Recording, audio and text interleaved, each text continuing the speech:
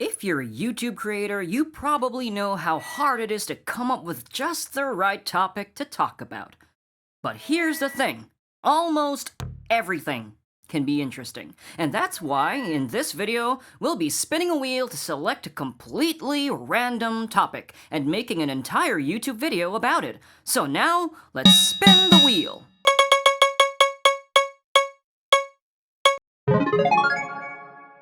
It looks like it landed on goats.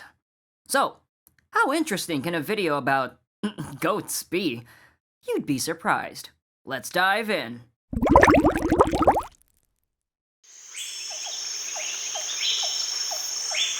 Story 1. The Galapagos. Our first story about goats takes us back to the 1500s. This was the century that mankind discovered the Galapagos Islands far off the coasts of Ecuador. The Galapagos Islands have one of the most diverse collections of endemic species in the world. This includes animals, trees, flowers, and other things that are found nowhere else on Earth. One of these endemic species is the extremely rare Galapagos tortoise.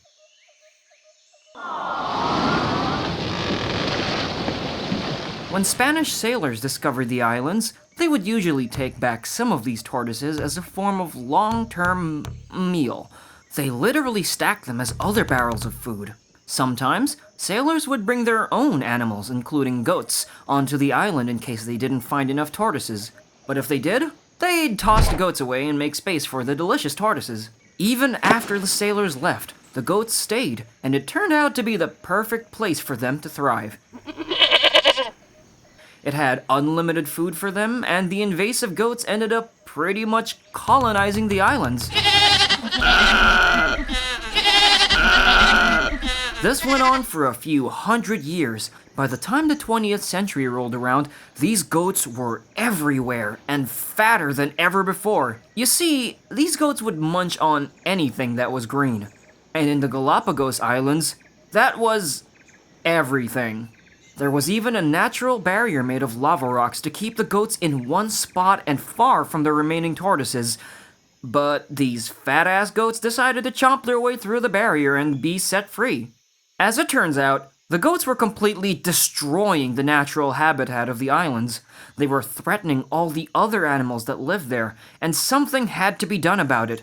Eventually, after the Tortoise Summit in 1995, which is a thing apparently, the tortoise community had no choice but to declare war on these goats.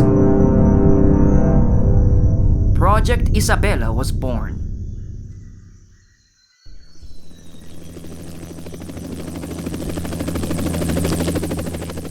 Armed rangers flew down the Galapagos Islands in helicopters, and they had only one instruction: kill every goat they saw. The operation started in 1997, and every day there would be a helicopter flying over the islands with gunmen on each side.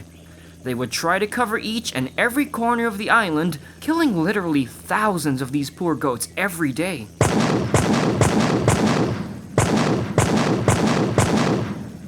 This operation went on for a full year, and almost 90,000 goats were killed. But to get rid of the last 10%, that was a challenge. There were a few of them to shoot as a group. They now knew what death sounded like, followed by... So every time they hear the heli coming, they would run into caves and bushes. The operation got so costly that an alternative plan was needed. And here, the idea of Judas goats was born. What they did is they put tracking devices on some of the captured female goats, then let them wander in the island with the hope that they would reunite with other male goats. Later, the shooters would track it down and shoot all the goats nearby and leave the Judas goat alive, and keep repeating the process. The goats went down to the last 5%, but there was an issue. The Judas goat is getting pregnant, and the last thing you want is more goats. But most importantly, the pregnant goat becomes way less social and would not get close to any other male goats. So there was an update.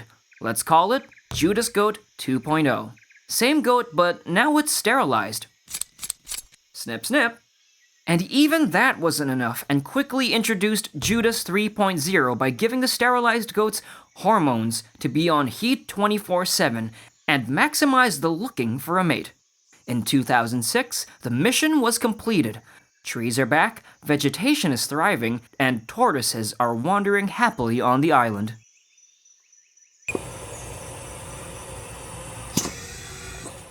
Story 2. The Goat Gland Doctor. Our second story takes us to John R. Brinkley, a man from North Carolina who, since he was a small child, wanted to become a doctor to help people. After entering med school and having student loans pile up, he decided to take the easy route and just buy a medical degree from a diploma mill. It was the early 20th century, so that was pretty common.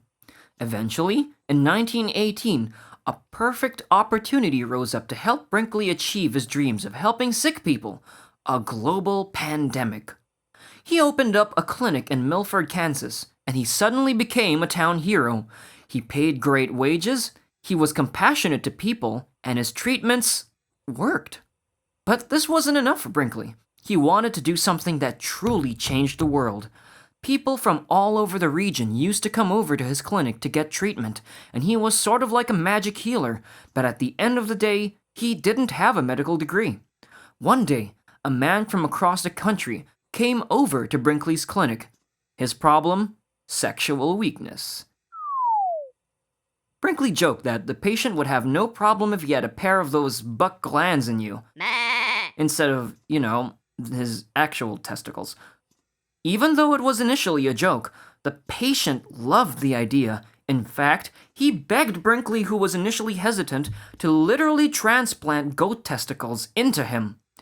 Brinkley eventually agreed to do the operation for $750, which is the equivalent of over $10,000 today. In this operation, Brinkley inserted the glands into the testicle sac of the patient.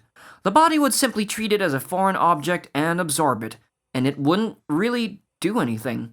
But according to Brinkley, it fixed the patient's sexual weakness.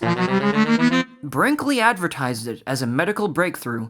He regularly carried out this operation, and men across the country would flock to his clinic for the operation.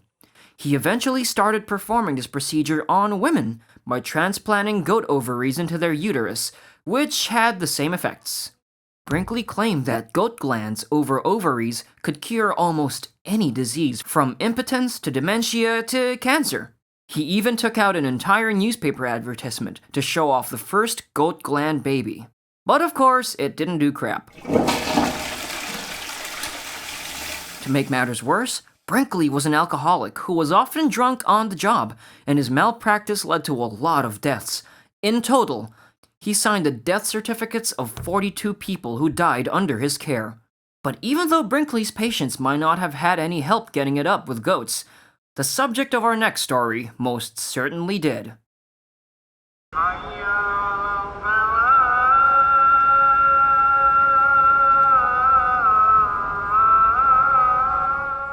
Story 3. I now pronounce you man and goat. Our next story takes us to the troubled African nation of Sudan. In 2005, Sudan just ended up recovering from a 20-year-long civil war that completely destroyed the nation's social fabric. 1 year later, in 2006, a Sudanese man named Charles Tombe made global headlines for some other reasons, though. Villagers were absolutely enraged when they found Charles Tombe having a little intimate alone time with a goat that belonged to his neighbor. The villagers clearly had no idea how to handle a crime like this, so they decided to tie him up and take him to the council of village elders to decide his fate. In most tribal societies, whenever a young couple is caught having intimate relations outside of marriage, they're usually ordered to get married immediately or face consequences. This case was no different. The elders ordered Charles to marry his goat lover and pay their family, aka Charles' neighbors, a dowry of $50. Charles agreed.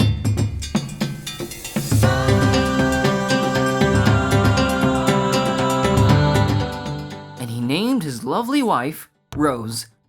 Charles and Rose were apparently a very happy couple, but tragedy struck their marriage in 2007 when Rose choked on a plastic bag and died. She was only 4. Rose still left behind her legacy, a 4-month-old baby goat. Considering the fact that her child was a goat, Charles had to face double the tragedy, with the revelation that his wife had been unfaithful to him. It's a tragic tale all around, one that will be told for centuries to come.